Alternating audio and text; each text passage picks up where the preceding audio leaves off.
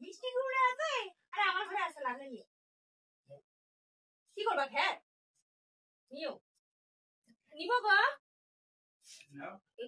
কয়টা নিব একটা কয়টা দুইটার দাম কত 220 টাকা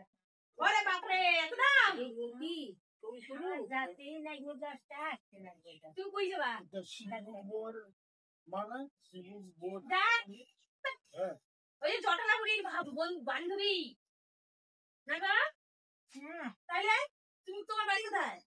আমার বাড়ি গান নাই গোবিন্দ দিনে নাই ও তা আপনার মুখটা দেখা একটু বলছিস আরে আপনার সুন্দর মুখটা দেখবে বাবা